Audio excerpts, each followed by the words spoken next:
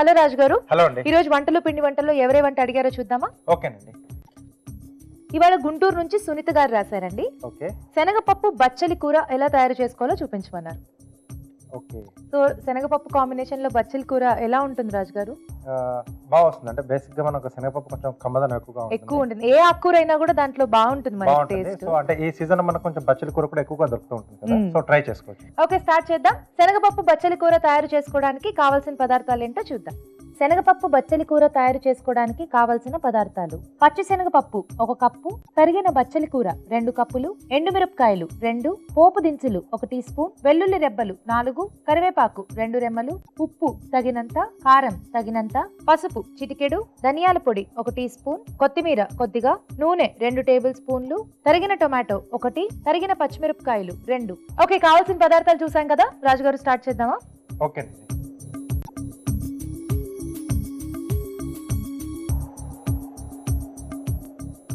So ఇక్కడ ముందుగా ఏంటంటే నేను పచ్చిశనగపప్పు నానబెట్టేసి ఉడికించి పెట్టానండి. కొంచెం పొడి పొడిగా ఉండాలి మనకు. ఓకే. సో ఆ ఉడికించడం కూడా టోటల్ గా కాకుండా కాస్త పలుకులుగా ఉండేట్టుగానే కొంచెం ఉడికించుకుంటే బాగుంటుంది. మధ్య మధ్యలో మనకు తగులుతూ.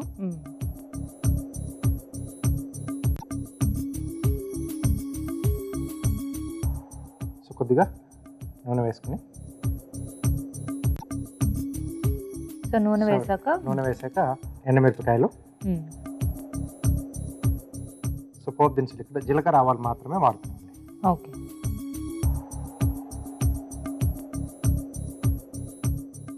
అలాగే పచ్చిమిరపకాయలు, వెల్లుల్లి రెబ్బలు ఇలా మెదిపి వేసుకుంటే బాగుంటుంది. కాస్త ఫ్లేవర్ అంతా కూడా తెలుస్తుంది. అలాగే కరివేపాకు,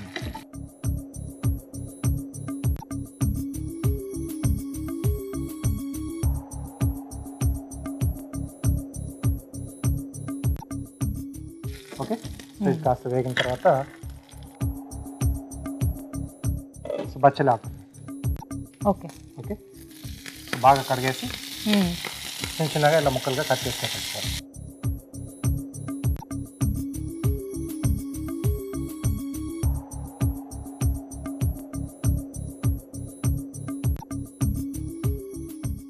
అలాగే ఉప్పు కూడా ఇక్కడ యాడ్ చేసుకుంటున్నాం. సరిపడా ఉప్పు. సో ఎంటీఆర్ మసాలా వారి కారం అండి.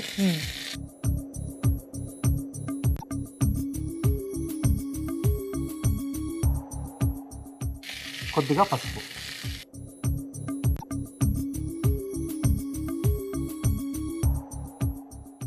సో ఈ బచ్చలాకంతా కూడా కొంచెం మనకి మగ్గితే బాగుంటుంది. ఆకుకూరలు అంటేనే మనకి చాలా హెల్దీ. దాంట్లో బచ్చలి కూర మనకి ఇంకా ఈజీగా కూడా దొరుకుతుంది మనకి మార్కెట్లో ఎప్పుడు కావాలంటే. అవును. సో అంటే ఈ సీజన్లో కొంచెం ఎక్కువగా వస్తుంది. సో ఇది కొంచెం మనకు వేగాలి కదా. ఓకే రాజుగారు, ఆలోపు చిట్కా చూసేద్దాం. ఇప్పుడు మీకోసం ఒక చిట్కా. మొదటి చిట్కా: ప్రతిరోజు ఉదయం పరగడుపునే రాగి చెంబులోని నీళ్లు తాగడం వల్ల కాన్స్టిపేషన్ ప్రాబ్లం తగ్గుతుంది. అలాగే బ్లడ్ ప్యూరిఫై అవ్వడం వల్ల స్కిన్ క్లియర్ గా, మొటిమలు అవి రాకుండా ఉంటాయి. చిట్కా చూసారు కదా రాజుగారు, సరిపోతుందా? సరిపోతుందండి. ఓకే. సో ఇప్పుడు దీంట్లో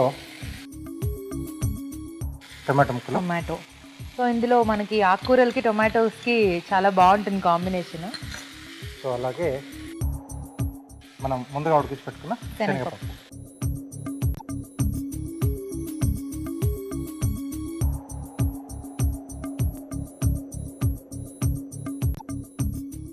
కొద్దిగా ధనియాల పొడి,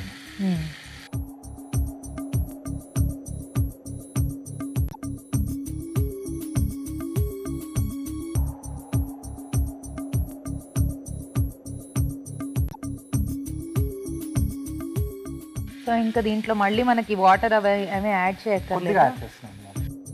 కాస్త ఫ్లేవర్స్ అన్ని కూడా కాస్త పట్టుకుంటాయి, బాగా పట్టేస్తుంది. అంటే ఈ పప్పు కొంచెం ఆ ఫ్లేవర్స్ పట్టాలి కదా. అవును. సో కొద్దిగా వాటర్ యాడ్ చేసుకున్నాం.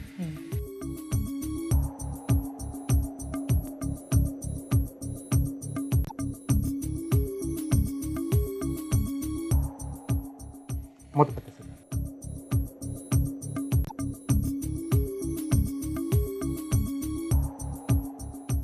సో కొంచెం మగ్గితే మనకు సరిపోతుంది. టొమాటో ముక్కలు కొంచెం మగ్గాలి. Okay okay.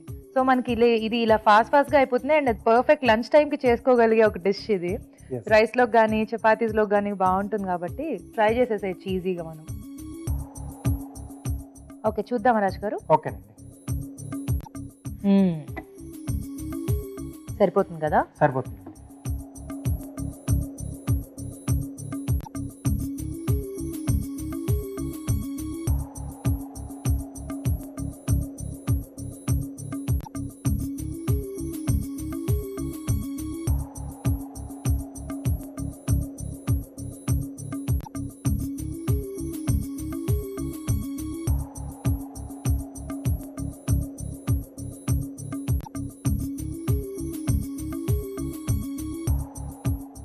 కొద్దిగా కొత్తిమీర.